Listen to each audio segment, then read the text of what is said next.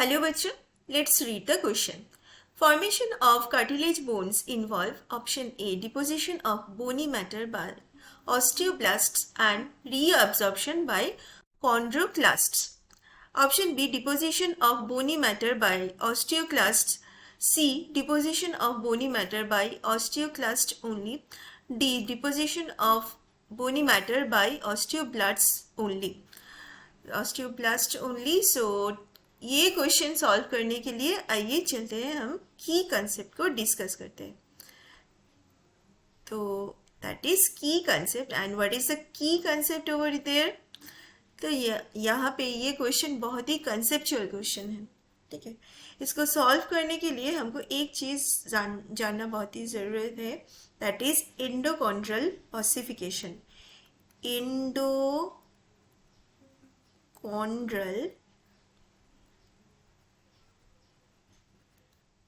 Ossification. देखिए, ये नाम थोड़ा टर्मिनोलॉजी वाइज थोड़ा डिफिकल्ट है, बट ये जो टर्म है इसका मतलब क्या है? Bone formation. ओके, हमारे पास कार्टिलेज टिश्यू होता है ना. कार्टिलेज टिश्यू होता है. कार्टिलेज से बोन बनने का जो प्रोसेस होता है, कार्टिलेज तो उतना बोन जैसा, हड्डी जैसा मजबूत नहीं होता है ना. तो इसीलिए ये जो कार्टिलेज से बोन बनने का जो प्रोसेस होता है, that is called endochondral ossification. Okay, so it is a process by which most of the bones of the human body form. ठीक है, इससे लॉन्ग बोन्स भी प्रोड्यूस होता है.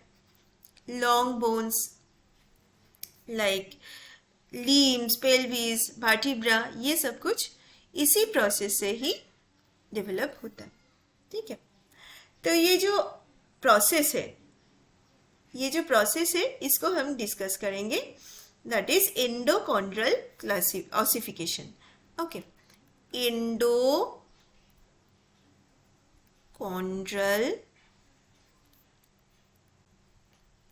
ऑसिफिकेशन. तो as I said that it is nothing but bone formation process. पर ये stages जानना ज़रूरी है, नहीं तो ये जो conceptual question है ये we cannot solve this. Okay, तो कार्टिलेज टेम्पलेट फॉर्मेशन होता है. फर्स्ट कार्टिलेज टेम्पलेट फॉर्मेशन होता है. ओके, कार्टिलेज जो सेल होता है जिसको हम कॉन्ड्रोसाइट बोलते हैं,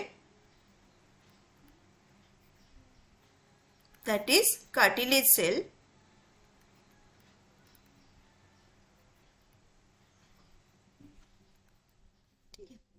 ये फर्स्ट क्या करते हैं? एक template, create a template.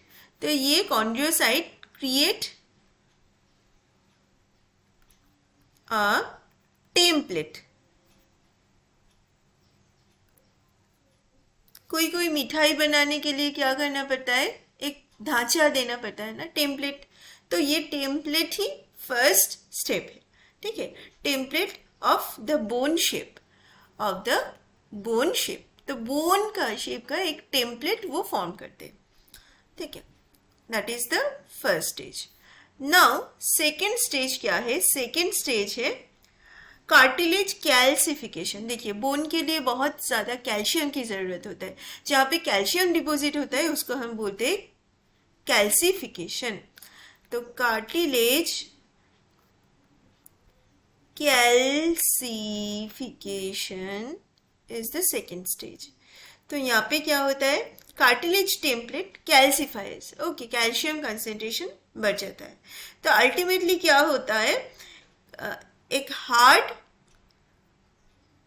Calcium rich matrix बनता है. Hard matrix forms. अच्छा, उसके बाद नंबर 3, ये जो कॉन्डोक्लास्ट एक्टिविटी होता है. कॉन्डोक्लास्ट एक अलग सा है. ठीक है, so let me write first, then I am explaining. Chondroclast देखिए ब्लास्ट नहीं है, क्लास्ट है, ठीक है। Activity chondroclast activity, chondroclast cell, chondroclast cell जो कि एक स्पेशलाइज्ड सेल है, स्पेशलाइज्ड सेल है, रीएब्सॉर्ब द कैल्सिफाइड कार्टिलेज, ठीक है। वो जो कैल्शियम का जो कार्टिलेज था उसको रीअब्सॉर्ब करते हैं। तो ये रीअब्सॉर्ब करने से क्या होता है, कैविटी फॉर्मेशन होता है। ओके, तो ये फर्स्ट मैं शॉर्ट में लिख रही हूँ, इट रीअब्सॉर्ब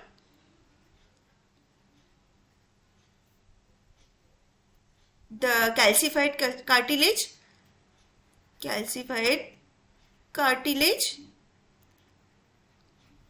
उसके बाद क्या होता है,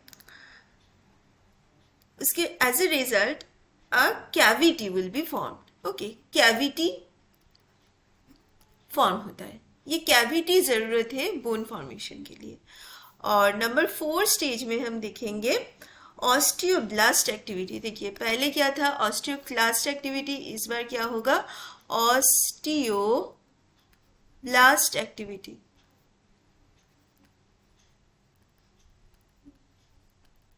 ठीक है, ऑस्टियोब्लास्ट क्या होता है, ऑस्टियोब्लास्ट एक बोन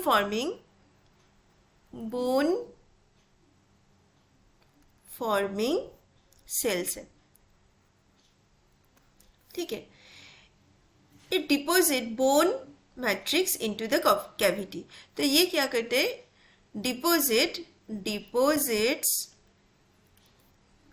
बोन मैट्रिक्स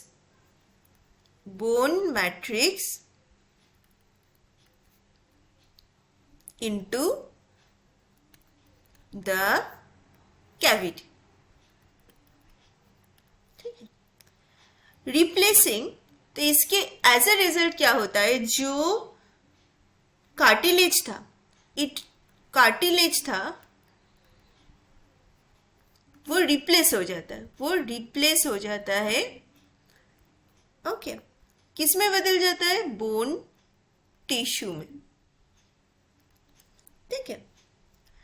तो ये है पूरा प्रोसेस। अब हम देखेंगे इसका आंसर क्या है।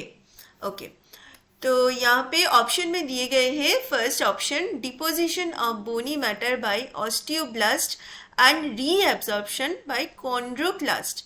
देखिए हम ऑलरेडी बोल दिया कि कॉन्ड्रोक्लास्ट एक्टिविटी होता है, रीएब्सॉर्प्शन होता है ना। एंड बोनी मैटर किसके द्वारा डिपॉजिट किया जाता है, ऑस्टियोब्लास्ट के द्वारा, है ना, by the help of osteoblast. तो ये ऑप्शन हमारा हो सकता है, ये हम रखेंगे। Now come to option B. Option B में क्या बोला गया कि deposition of bony matter by osteoclast. देखिए osteoclast are involved in bone reabsorption, ये तो रीअब्सॉर्प्शन के लिए है, ओके। तो ये रीअब्सॉर्प्शन के लिए है, this is not our answer. Now option C में क्या बोला गया है, deposition of bony matter by osteoclast only. देखिए ऑस्टियोक्लास्ट अकेला ये काम नहीं कर सकता है ना, तो osteoclast alone cannot form bone, osteoblasts are necessary for bone deposition, osteoblasts की जरूरत है। तो यहाँ पे क्लास दिया गया है, तो ये ऑप्शन भी नहीं होगा। ऑप्शन डी में क्या बोला गया कि osteoblast alone, okay, deposition of bony matter by osteoblast only.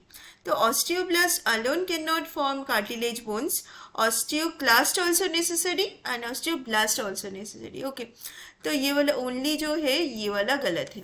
तो हमारा सही आंसर होगा ऑप्शन ए, जहाँ पे बोला गया कि deposition of bony matter by osteoblast and reabsorption by chondroclast. Okay, I hope you have understood. Thank you so much.